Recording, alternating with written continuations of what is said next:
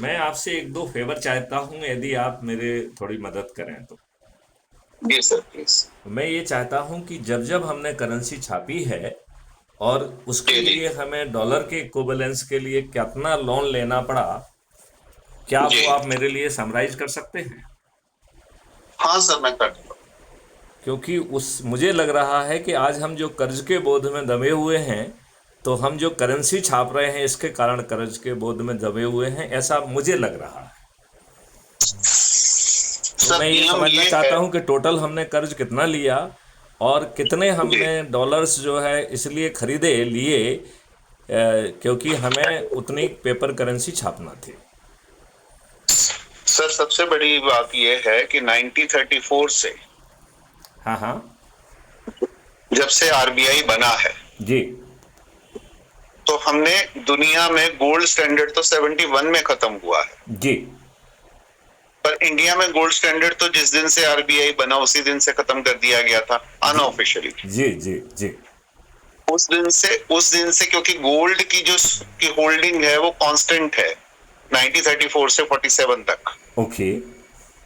That is 40 crore rupees. 40 crore ton. Rupees उस समय rupees में बोला जाता था, अच्छा, कितने फिफ्टी रुपए का करोड़ गोल्ड। रुपीस का इक्विवेलेंट गोल्ड था, और वो भी थर्टी फाइव 40 परसेंट करोड़ मिलावट वाला। 40 करोड़ रुपीस। 40 करोड़ का गोल्ड था, और उसमें भी थर्टी जी फाइव परसेंट जो है ना मिलावट थी। हाँ जी। मतलब वो मिलावट वाली बात भी तो आपने बताई थी ना मुझे। हाँ मिलावट वाली थी। जो सिक्के ये कर रहे थे ये मिलावट वाले ही सिक्के कर रहे थे। हाँ नहीं, पहले हंड्रेड ठीक है। परसेंट गोल्ड होता था। मिलावट तो मिलावट इन्होंने 1880 से शुरू कर दी थी। Okay okay. 1800 बस वो लंबी बात है, बट कटिंग इट शॉर्ट कि अच्छा, मैं आरबीआई जिस दिन से बना। एक बात ये समझना चाहता हूँ, अब तक किसी भी जी अर्थशास्त्री ने ये गहन तथ्य जो है वो पब्लिक के सामने क्यों उठाई। नहीं लाए? असल में सबसे बड़ी बात ये है कि ये ये क्या जो तथ्य है राजनेताओं का डर है कि वो पीछे पड़ जाएंगे? दुनिया में एक बड़ी सिंपल सी बात है। जी। ठीक है कि दुनिया का कोई भी राजनेता, हम्म। दुनिया का कोई भी क्रिटिक, कोई हाँ। भी ऑपोजिशन का मेंबर, हम्म। कोई भी ऑफिशियल दुनिया की वो हर बात करेगा, पर वो बैंकिंग की बात नहीं करेगा, कभी भी करेंसी की बात नहीं नहीं, करेगा। लेकिन हमारे जो ये देवेंद्र लहरा जी हैं, ये तो चिल्ला चिल्ला के कह रहे हैं। अब देवेंद्र बलारा जी मतलब भी वो कहते हैं कि वो कफन सिर पे बांध के निकला है, हम्म। वो ऑफिशियल नहीं है। ठीक है, और जो भी वो कह रहा है वो तथ्य फैक्ट से कह रहा है। नहीं, मैं ये कह रहा हूं कि हम यदि ये डाटा निकालें और हाइपर लिंक में उस रिपोर्ट का हवाला दें, जिससे कोई क्रॉस वेरीफाई करना चाहे तो वो भी कर ले। हाँ, हाँ क्रॉस वेरी है। मैं आपको सारा का सारा आरबीआई का ही डाटा दूंगा, मैं कहीं और का डाटा दूंगा ही नहीं। बिल्कुल ठीक है। 1934 से लेके दूसरी बात जो आपने 1934 बातें से मुझे लेके आज समझाई तक। थी, क्या वो एक एक्सट्रैक्ट शीट में बना सकते हो क्या? जो हाँ हाँ है अमीर मेरे चंद पास। से जो बनाया है, जिससे मैं उसको पीडीएफ में, या आप ही पीडीएफ में बना के मुझे दे दें, तो मैं उसे फिर अपने चैनल पे पब्लिश करूंगा। हाँ जी, वो मैं कर दूंगा आपको, बिल्कुल दे दूंगा, क्योंकि उसमें जो डाटा है वो केवल अमीर चंद अकेला नहीं है, उसके साथ 5-6 और है। नहीं, आपने तो एक केस उसमें के बारे में चेक बताया, तो मेरा ज्ञान तो वहीं तक सीमित है ना। मैंने कहा कि उस मैं समय के जो मैं बैंकर्स तो थे। अभिमन्यु जैसा हूं ना, जितना सुन लिया उतना ही मालूम पड़ गया, चक्रव्यूह में घुस जा रहा हूँ, निकलने का रास्ता ही नहीं मालूम है। हाँ जी। मेन मेन कहानी के सर दो एरियाज है, जी क्योंकि एक है कि इस देश की जो कहानी है वो बड़ी सिंपल है। जी मतलब शुरुआत से हम बात करें, मतलब मोहम्मद गजनी से लेके अभी तक की जो बात करें, जी कि इस देश को उन लोगों ने गुलाम बनाया या राज किया, ठीक है, जिनकी जीडीपी, जिनका संख्या बल, जिनकी आर्मी हमारे सामने कुछ भी नहीं थी। तो चाहे वो अफगान जो हो, कहते हैं कि चाहे वो अफगान हमारे हो, चाहे अपने वो जयचंदों मंगोल ने हो। ही हमें मारा। हाँ, तो उसलिए क्या है कि आपको अपने जयचंदों की जो कहानी है वो साथ में डालनी पड़ेगी, तब जाके पता चलेगा कि सिचुएशन क्या तो है। इसकी एक पीडीएफ तो बना सकते बाकियों हो की क्या मेरे लिए आप? हाँ हाँ, बनी हुई है मेरे पास, है सर, बनी हुई है। अल तो जस्ट फिर शेयर। तो शेयर कर लीजिए, मजा आ जाएगा। हाँ जी, हाँ जी। और उसका टाइटल मतलब दे मैंने दीजिए, भारत के जैनचंदों के कहानी, संजीव जी की जवानी जवानी। नहीं, ऐसा नहीं, ऐसा किसी की जवानी कहने की जरूरत नहीं है, तथ्य की जवानी। चलिए चलिए क्योंकि चलिए क्योंकि चलिए। ये एक ऐसा मुद्दा है जिसमें किसी व्यक्ति को हीरो बनने की कोशिश नहीं करनी चाहिए। नहीं नहीं करना चाहिए क्योंकि देखो, नहीं नहीं नहीं संजीव जी, नहीं संजीव जी, करना चाहिए। मैं मैं जब अब तक मैं लोगों ने छोटी नहीं सी बात बताया कह और दूं। एक व्यक्ति ने बताया है, तो वो हीरो है। संजीव जो है शर्मा एक्चुअली जी क्या है, हमारे हीरो जब जब हैं। मैं तो हर जब जब वार्तालाप क्या में है, आपका नाम लेता हूँ।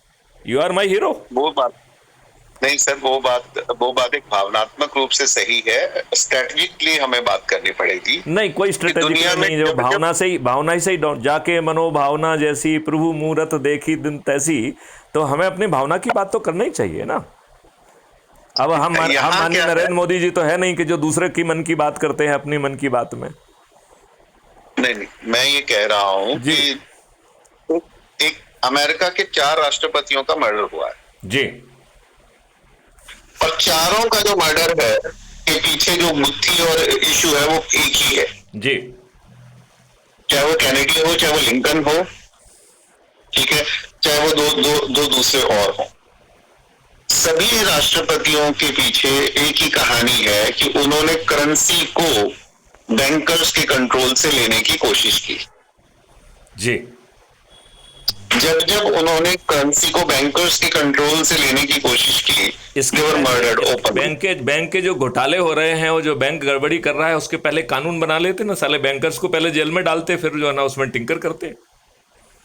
देखिए, वही बात है, सबसे बड़ी बात है कि इतिहास में पहले देखना पड़ेगा कि इतिहास में क्या क्या हुआ, बैंकर्स ने क्या क्या किया है। जब जब किसी ने बैंक के खिलाफ बोलने की, ठीक है, अब तो राष्ट्रपतियों ने कानून बना के जेल में सड़ा देंगे। कहाँ चक्कर में पड़े हुए संजीव जी, अब मैथिली शरण गुप्त हैं, हमें समझ गया सर। साधारण व्यक्ति मत मानिए। नहीं, मैं आपको साधारण नहीं मान रहा हूँ, बैठ के आपको तो साधारण मैं तरीके से बैठे हुए मैथिली शरण गुप्त को आप एक कॉस्मिक प्रभाव से जो है गवर्न व्यक्ति के रूप में देखिए। मैं समझ सकता हूँ, इसीलिए मैंने सीधा रेफरेंस आपका कैनेडी और लिंकन का दिया है। मैं तो बीच का कोई छोटे मोटे एग्जाम्पल दे ही नहीं रहा हूँ जी आपको। जी नहीं, लेकिन उनके पास संजीव जैसे सलाहकार नहीं थे जो कानून का ड्राफ्ट बना लेते पहले यार। वो बना था वो सबसे पहले ये जो कानून है ये जेफरसन ने बनाया था। तो वो कानून में कन्वर्ट हुआ या नहीं हुआ?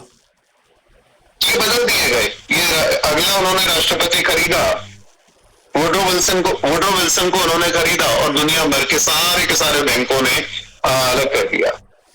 ठीक है, क्या ये कानून और पिछले 20 साल के बदले हुए कानून का एक तुलनात्मक चार्ट बन सकता है क्या? हाँ हाँ बिल्कुल। क्योंकि at least I have to be armed myself with the fact and figures. हाँ, मैं वही कह रहा हूँ सर, वही कह सकता हूँ कि भावना तो हमारी बिल्कुल सही है, परंतु भावना अकेली लड़ने के लिए ड्राइव हमें तो किसी से लड़ना ही नहीं है। ये तो अंधेरा है, दीपक जलाना है। कौन लड़ रहा है? मैथिली शरण गुप्त किसी से नहीं लड़ रहे हैं। तो दीपक जलाने के लिए हमें तथ्यों का दीपक जलाना पड़ेगा। मैथिली शरण गुप्त बड़ी सिंपल सी बात कह रहे हैं कि तथ्यों का दीपक जलाकर लोगों को अच्छे भारत का संकल्प दिलाना है। 36 जातियों और 72 कलाओं वाले ग्राम स्वराज्य को पुनः स्थापित करना है, जहां हर ग्रामीण को 365 दिन का रोजगार होगा, जो समृद्धि और खुशहाली लाएगा। भारत सोने की चिड़िया नहीं, सोने का हाथी बनेगा। आपकी मदद की जरूरत है, लेकिन मुझे लगता है कि चूंकि आपने इसमें बहुत अध्ययन किया है, मुझे आप जैसा व्यक्ति इसके पहले कभी नहीं मिला। तो मेरा सौभाग्य है सर, हम जैसे लोगों की आप आवाज बन रहे हैं, हम जैसे लोगों के प्रयास को आप समर्थन दे रहे हैं। नहीं, देखो संजीव जी, लगभग 1 साल से मैं कह रहा हूं कि भारत की समृद्धि का आधार भारत विकास निधि बनेगा। तब तक तो मुझे आपकी अर्थव्यवस्था नहीं मालूम थी ना। इसका मतलब है कॉस्मोस ने उसका डाउनलोड मुझे पहले दे दिया, आपसे बाद में मिलाया। आपने बिल्कुल सर, आप बिल्कुल सही कह रहे हैं कि दुनिया में अगर कोई रूपांतरण होगा, हाँ, उसमें सभी के प्रयास आवश्यक है, जरूरी। ओके। परंतु अगर नहीं कर लिया आपने, करेंसी के ऊपर आपने कोई कंप्लीट अल्टरनेटिव नहीं खोजा, तो सारे के सारे जो प्रयास हैं वो बिल्कुल बेकार हो जाएंगे, जाया अच्छा, हो जाएंगे। जो बात मैं कह रहा हूं उसमें आपको कितनी सार्थकता दिख रही है? Bharat Vikas Nidhi against the asset which we would be creating, and then उसको वे करने की हम तीन में से कोई एक भी को जो है ना मापदंड रख सकते हैं। हम सोने को रख सकते हैं, चांदी को रख सकते हैं, या जो इंटरनेशनल करेंसी हो उसको रख लें तो वो आसान रहेगी, क्योंकि वो छोटी होगी। क्योंकि ये जो नीति है ना सर, यदि जो ये जो नीति है ना सर, हाँ, ये एग्जिस्टेंस में ऑलरेडी है। कैसे, मुझे समझाइए जरा। आजाद हिंद मतलब दुनिया में बहुत बड़े बड़े नेता हैं, वो जिंदा रहे, घूमते रहे, ठीक है। सुभाष चंद्र बोस के बारे में आज तक कोई खबर नहीं है। वो तो क्या हुआ गुमनाम उनके साथ, बाबा कैसे जो है है? वो सुभाष चंद्र बोस ही तो थे। ये सारी की सारी बातें हैं, वो गुमनाम रहे, परंतु असल में सबसे बड़ी जो बात है भाई वो बेचारे दो वो है गुमनाम होने के लिए मजबूर थे, क्योंकि उन्हें नहीं तो जवाहरलाल नेहरू गिरफ्तार करके फिर से अंग्रेजों को भी दे देते। वो एक बात थी। उसके अलावा जो जो सबसे बड़ी बात थी कि उन्होंने ऐसा बड़ा क्या काम कर दिया था कि उनको मतलब भी जीते जी गुमनाम होना पड़ा, और मतलब भी अगर अगर उनकी डेथ हो गई तो भी उनका कोई उनके बारे में कोई डिस्कशन नहीं करता। वो बात ये थी कि जो आप निधि कह रहे हैं ना सर, वो निधि वो बना गए, भारत विकास निधि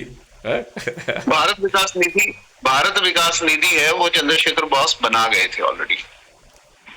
उसका जो लीगल प्रारूप है वो आज भी एग्जिस्ट करता है। क्या आप मुझे उससे लाभान्वित करेंगे, और भारत विकास निधि के लिए हम इक्विवेलेंट डॉक्यूमेंट तैयार करने में क्या आप मेरी मदद करेंगे? हाँ बिल्कुल सर, उसमें दो शब्द मैं आपके सामने रख देता हूँ, फिर आप अगर इसके ऊपर थोड़ी सी भी रिसर्च करेंगे तो आपको पता चल जाएगा कि सुभाष चंद्र बोस ने आजाद हिंद बैंक की स्थापना की थी पैरेलल। ये मुझे जानकारी है। अच्छा, उन्होंने आजाद हिंद करेंसी की भी उन्होंने इशू की थी, ये भी मेरी जानकारी में है। और वो 14 कंट्रीज में उसको मान्यता प्राप्त थी, ये भी मेरी जानकारी में है। और वो आज भी मान्य है। नहीं, लेकिन वो जब वो करेंसी ही प्रेवलेंस में नहीं है तो वो मान्यता या अमान्यता कोई मायने नहीं रखती है ना।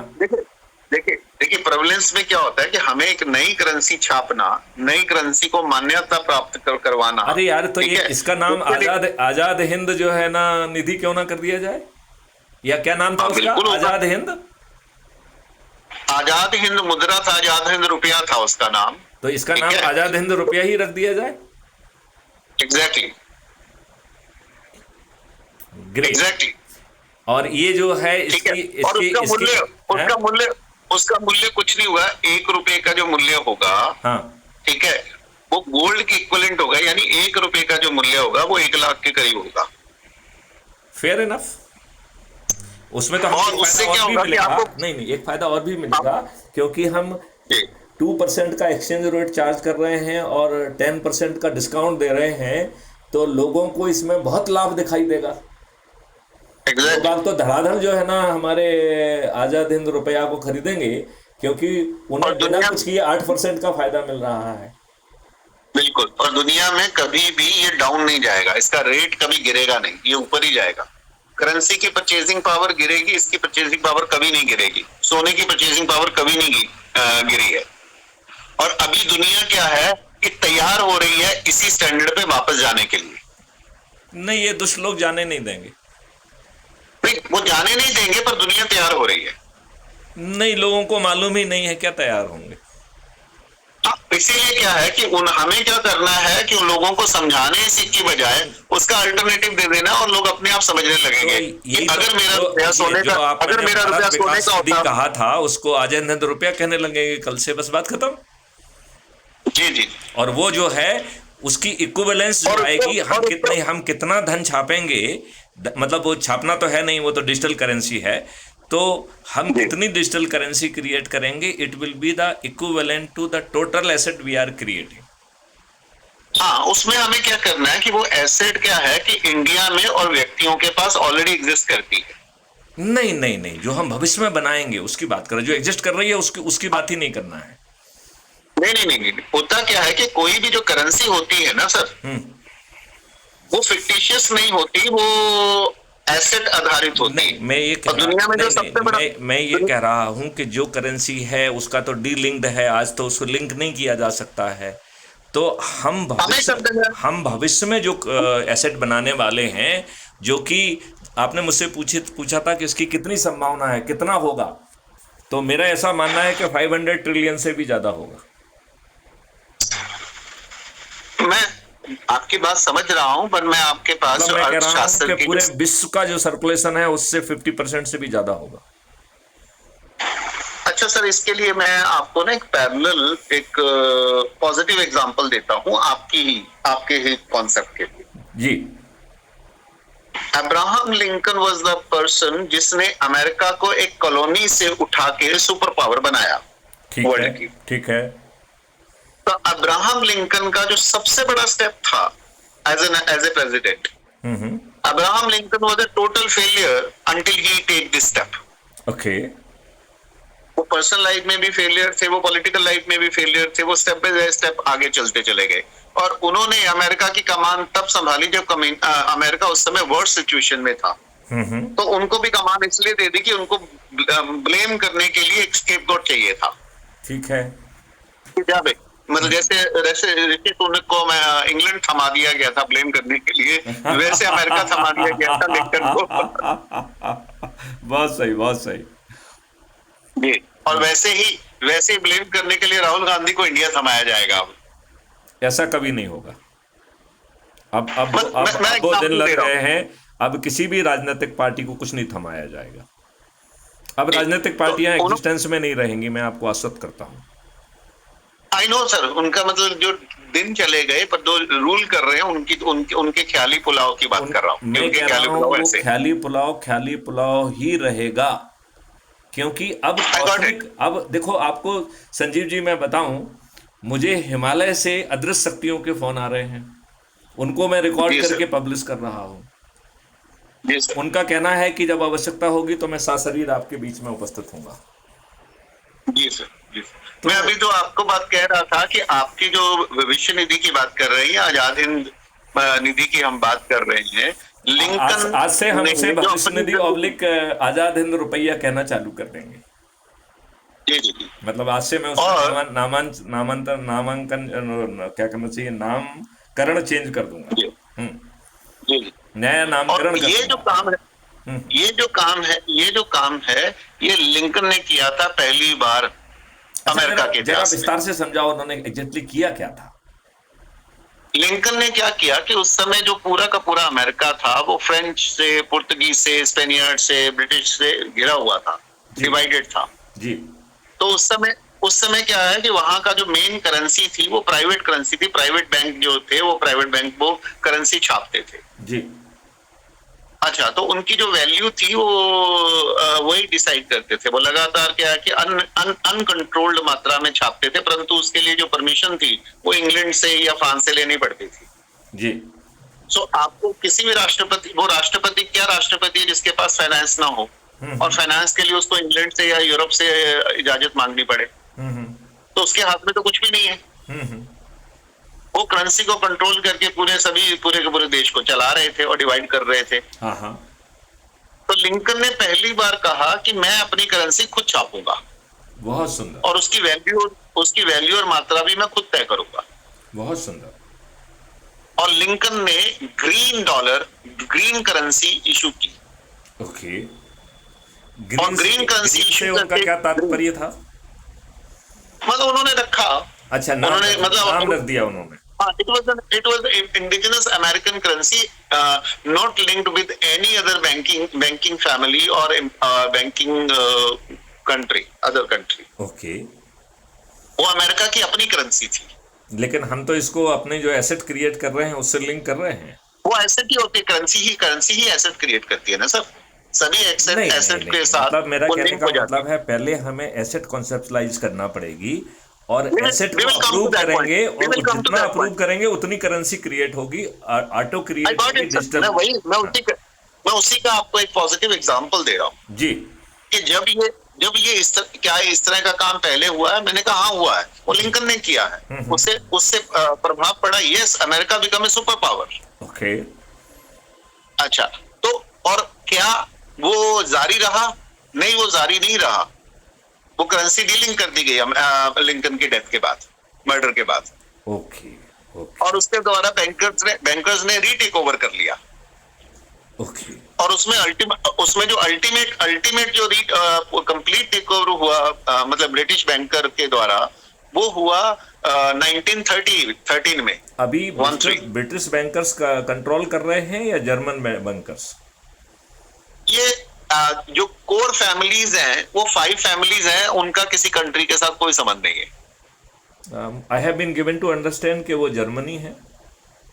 वो दोनों हैं, मतलब वो ब्रिटिश। एक्चुअली क्या है कि शुरुआत से ये जो बैंकर्स हैं, इसमें डच भी है, ठीक है, इसमें स्पेनिश भी है, इसमें जर्मन भी है, और मतलब पुरानी फैमिलीज हैं ये, they are not new families. तो ये जो रॉथस्चाइल्ड फैमिली है, ये जर्मन है। Okay, because somebody has given me some input, लेकिन फिर भी there's not one family, there's a 5 families, there are 5 families। इसके बारे में कोई पीडीएफ, इसके बारे में कोई पीडीएफ है क्या? हाँ, मैं आपको एक मतलब एक जो अमेरिका का जो फेडरल रिजर्व बैंक है, जैसे इंडिया का रिजर्व बैंक है, ये अमेरिका के फेडरल रिजर्व बैंक की तर्ज पे बनाया गया है। तो अमेरिका के फेडरल रिजर्व बैंक की पूरी की पूरी केस स्टडी है। ज्यादा लंबी तो नाम नहीं के है, साथ नहीं तो जो है, मैं चाहूंगा कि मैं उसे पढ़ने की बजाय आप उस पर एक सेशन ले लें हमारा। हमें 100 पेज से कम पन्ने की है, मैं आपको भेज दूंगा। मैं उस रिपोर्ट को भी पढ़ लूंगा। और क्या हम उस पे एक लाइव सेशन रख सकते हैं, यदि if you are comfortable with? हम सब मतलब उसके बारे में प्लान कर सकते हैं। व्हाट आई एम सेइंग, अभी मैं जो बात कह रहा था कि लिंकन ने वो काम ऑलरेडी किया हुआ है, जिसके बारे में आपको प्रेरणा आई है। बहुत सुंदर, बहुत सुंदर। और उसी काम को फिर से भारत में करने की कोशिश की थी सुभाष चंद्र बोस ने, जो वो सक्सेसफुली कर पाए थे, लेकिन हमारे दुष्ट राजनेताओं ने साजिश रची उनके खिलाफ। जी, ठीक है ना। तो इसीलिए क्या है कि ये इतना बड़ा मुद्दा है। चलिए, और उसके बारे में जो अमेरिका में ईश्वर हमें शक्ति प्रदान करेगा, मैं ईश्वर से प्रार्थना करता हूँ। और इसके बारे में इस समय दुनिया में केवल एक ही कंट्री बाकी है जिसके पास अपनी करेंसी है, किसी और की करेंसी नहीं है। उसका अपना इंडिपेंडेंट बैंक है। वो कौन है? वो है ईरान। अच्छा, तो ईरान अकेला कंट्री बचा है। इसका क्या रहस्य है? इसका रहस्य यही है कि ईरान जो हमें पर्शियन एम्पायर जिसको हम कहते हैं, इन्होंने इराक की जगह ईरान पे हमला क्यों नहीं किया? इराक में भी उस समय बैंक था, इंडिपेंडेंट बैंक था। लीबिया में भी था, नाइजीरिया में भी था, सीरिया में भी था। सारे के सारे जो मुस्लिम कंट्रीज थे, उनके अपने इंडिपेंडेंट बैंक थे। उनके ऊपर इन्वेड करके उनकी बैंकिंग को खत्म कर दिया गया, उसको इंटरनेशनल बैंकिंग का हिस्सा बना दिया गया। अब जहां जहां इंटरनेशनल बैंकिंग होगी, वहां वो कंट्री वहां उसके कंट्रोल में होगी। ईरान अकेला बचा है, बाकियों का खत्म कर दिया गया। यू मीन टू से चाइना का अपना बैंक नहीं है? चाइना का जो बैंक है, इंटरनेशनल बैंकिंग रूल के साथ कनेक्टेड है। ओके, क्या चाइना को अपनी करेंसी छापने के लिए डॉलर लेना पड़ते हैं? हाँ, उनका जो अमेरिका का जो 30% डेप्ट है, जो एक्सटर्नल डेप्ट है, वो चाइना को ही है। चाइना ने खरीदा हुआ है डॉलर। जो टोटल डेप्ट का 30% है, वो चाइना के पास है। टोटल डेप्ट का 25% है, वो जापान के पास है। ओके, तो ये सभी लोग देश मिलके जो है ना, अमेरिका को टेक ओवर क्यों नहीं कर लेते हैं? वो टेक ओवर तब करेंगे जब वो उनके पास एक अल्टरनेटिव करेंसी होगी, क्योंकि उन्होंने उनके करेंसी तो उन्होंने होल्ड की हुई है, परंतु उस करेंसी को का जो लीगल स्टेटस अगर चेंज हो गया, तो ये जो सारे के सारे देश है, इनकी एसेट खत्म हो जाएगी ना। ओके, चलिए आगे जो है, आजाद हिंद रुपया जो है, वो जो है इंटरनेशनल करेंसी बनेगा। ईश्वर से हम ऐसी प्रार्थना करते हैं। जी, मैं आपको इसका पीडीएफ में आपको 2-3 फाइलें मैं आपको भेजता हूँ सर। बहुत सुंदर, बहुत सुंदर। एक बार मैं फिर से, मुझे लग रहा है कि आप अब तक कहाँ विलोपित थे? इसी दुनिया में तो सर अपना काम। नहीं, ठीक है सर, यदि मैं आपको कॉल यदि करता मैं हूँ। कहूंगा कि वर्धा का जो सबसे बड़ा मुझे फायदा मिला वो संजीव शर्मा जी से मुलाकात। जी जी, ये चलिए तो चलिए, म्यूचुअल है मेरे सर। ख्याल से ये कॉस्मिक यात्रा है, शायद हम लोगों को जी साथ में काम करना कॉस्मोस ने तय किया जी है। आओ हम जी जी कॉस्मोस की इस डिजाइन को जमीन पर फलीभूत करने में अपनी भूमिका निभाएं। ईश्वर से यही ठीक है प्रार्थना सर। है, और फिर से हमारा देश ठीक है सोने की चिड़िया नहीं, सोने का हाथी बनेगा। जी जी, प्रणाम चलिए सर। चलिए, जय हिंद, जय thank you Bharat, sir. Vande Mataram, जय जय हिंद, गुरुदेव। जय हिंद। जय गुरुदेव।